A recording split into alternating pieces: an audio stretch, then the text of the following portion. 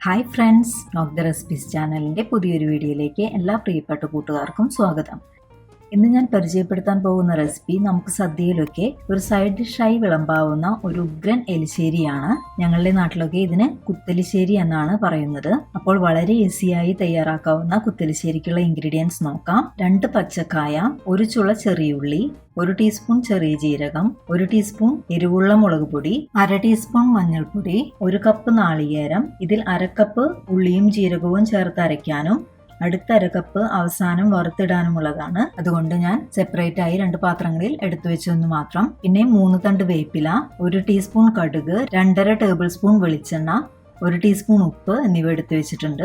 ആദ്യം നമുക്ക് കായ ഇതുപോലെ അരിഞ്ഞതും 1 ടീസ്പൂൺ ഉപ്പും എടുത്തു വെച്ചിരിക്കുന്ന മുളക് പൊടിയും മഞ്ഞൾപ്പൊടിയും 1/2 ഗ്ലാസ് വെള്ളവും മാത്രം ചേർത്ത് ഒന്ന് മിക്സ് ചെയ്ത് കൊടുത്ത് കുക്കറിൽ 1 വിസിൽ മാത്രം വരുത്തി വേവിച്ചെടുക്കണം. വെള്ളം ചേർത്ത് കൊടുക്കുന്നത് കൂടിപ്പോകാതെയും കുക്കറിന്റെ വിസിൽ ഒന്നിൽ കൂടുതലാകാതെയും പ്രത്യേകം ശ്രദ്ധിക്കണം. എന്നാൽ മാത്രമേ നമ്മുടെ എലിശ്ശേരി കറക്റ്റ് ടെക്സ്ചറിലും ടേസ്റ്റിലും തയ്യാറാക്കി എടുക്കാൻ പറ്റൂ. ഇനി കായ വെന്ത് കിട്ടുമ്പോഴേക്കും നമുക്ക് ഇതിലേക്ക് ചേർത്ത് കൊടുക്കാനുള്ള നാളികേരം അരച്ചെടുത്ത് കൊണ്ടുവരാം. അതിനായി എടുത്തു വെച്ചിരിക്കുന്ന 1/2 കപ്പ് നാളികേരവും ചെറിയുള്ളിയും ജീരകവും ഒരു മിക്സിയുടെ ജാറിലിട്ട് 1/2 ഗ്ലാസ് വെള്ളം മാത്രം ചേർത്ത് ഒന്ന് ചതച്ചെടുക്കണം. ഞാൻ തണ്ണിമത്തന്റെ തൊലി വെച്ചുണ്ടാക്കുന്ന എലിശ്ശേരി വീഡിയോയിൽ പറഞ്ഞ പോലെ നാളികേരം ഒരിക്കലും ഫൈനായി അരഞ്ഞു പോകാതെ ശ്രദ്ധിക്കണം. ഞാൻ എപ്പോഴും മിക്സിയുടെ പൾസ് ബട്ടൺ 4-5 വട്ടം പ്രസ് ചെയ്താണ് ഇങ്ങനെ നാളികേരം ചതച്ചെടുക്കാറുള്ളത്. എലിശ്ശേരി ഉണ്ടാക്കുമ്പോൾ എപ്പോഴും നാളികേരം ഫൈനായി അരഞ്ഞാൽ എലിശ്ശേരിക്ക് ടേസ്റ്റ് ഉണ്ടാകില്ല. കുക്കർ 1 വിസിൽ വന്ന് പ്രഷറൊക്കെ പോയി തുറന്നു നോക്കിയപ്പോൾ നോക്കൂ, നമ്മുടെ കായ നല്ല പാകത്തിന് വെന്ത് കിട്ടിയിട്ടുണ്ട്. ഇനി ഇതിലേക്ക് ചതച്ചു വെച്ചിരിക്കുന്ന നാളികേരം ചേർത്ത് എല്ലാം നന്നായി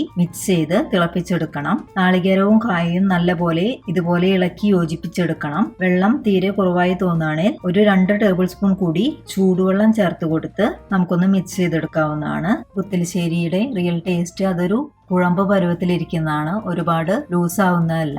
ഇനി സ്റ്റൗ ഓഫ് ചെയ്ത ശേഷം നമുക്ക് സീസണിങ്ങിന് ആവശ്യമായ നാളികേരം വറുത്തെടുക്കണം. അതിനായി ഒരു പാനിലേക്ക് 2.5 ടേബിൾ സ്പൂൺ വെളിച്ചെണ്ണ ഒഴിച്ചു കൊടുത്ത് ചൂടായി വന്നാൽ ആദ്യം കടുക് ഇട്ട് കൊടുത്ത് കടുകൊക്കെ നന്നായി പൊട്ടി വന്നാൽ നാളികേരവും വേപ്പിലയും ചേർത്ത് റോസ്റ്റ് ചെയ്തെടുക്കണം. നല്ല ബ്രൗൺ നിറമാകുന്നവരെ സ്റ്റൗ മീഡിയം ഫ്ലെയിമിൽ ഇട്ട് നാളികേരം വറുത്തെടുക്കണം. നാളികേരം തീരെ കരിഞ്ഞു പോകാതിരിക്കാൻ എല്ലാ ഭാഗവും നന്നായി മിക്സ് ചെയ്ത് തന്നെ വറുത്തെടുക്കണം. നാളികേരം കരിഞ്ഞു പോയാൽ നമ്മുടെ എലിശ്ശേരിയുടെ മൊത്തം ടേസ്റ്റ് പോയി കിട്ടും. നാളികേരത്തിന്റെ വറവ് ഈ പാകമായാൽ ഇനി സ്റ്റൗ ഓഫ് ചെയ്ത് ഇത് നമ്മുടെ കായയിലേക്ക് ചേർത്ത് കൊടുത്താൽ നമ്മുടെ അടിപൊളി ടേസ്റ്റി കുത്തലിശ്ശേരി റെഡി. ഇപ്പോൾ തന്നെ ഇവിടെയൊക്കെ നാളികേരം വറുത്ത മണം നിറഞ്ഞിട്ടുണ്ട്. പിന്നെ ഉപ്പും എരിവും ഒക്കെ നിങ്ങളുടെ പാകത്തിന് ആയില്ലേ എന്ന് ചെക്ക് ചെയ്തോളൂ കേട്ടോ. എനിക്ക് എല്ലാം കറക്റ്റ് ആയി കിട്ടിയിട്ടുണ്ട്. നിങ്ങൾക്ക് എരിവ് കുറവായി തോന്നണമെങ്കിൽ നാളികേരം വറുത്ത് കഴിഞ്ഞ ശേഷം സ്റ്റൗ ഓഫ് ചെയ്ത് വെച്ച ശേഷം മാത്രം അതിലേക്ക് ആവശ്യത്തിന് മുളക് പൊടി ചേർത്ത് കൊടുത്ത് ഒരു 2 മിനിറ്റ് മിക്സ് ചെയ്ത ശേഷം കായയിലേക്ക് ചേർത്ത് കൊടുത്താൽ മതി.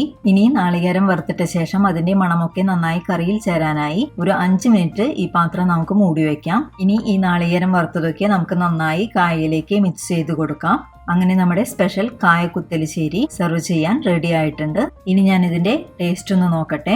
ആഹാ, സൂപ്പർ ആയിട്ടുണ്ട് നമ്മുടെ കുത്തലിശ്ശേരി. അപ്പോൾ എല്ലാവരും ട്രൈ ചെയ്ത് നോക്കി അഭിപ്രായങ്ങളും സജഷൻസും കമന്റായി അറിയിക്കാനും ഒപ്പം വീഡിയോ ഇഷ്ടമായെങ്കിൽ ലൈക്ക് ചെയ്യാനും എല്ലാവർക്കും ഷെയർ ചെയ്ത് കൊടുക്കാനും മറക്കരുത്. എന്നാൽ അടുത്തൊരു റെസിപ്പിയുമായി വരുന്നവരെ bye, take care, stay healthy and be happy. Thank U.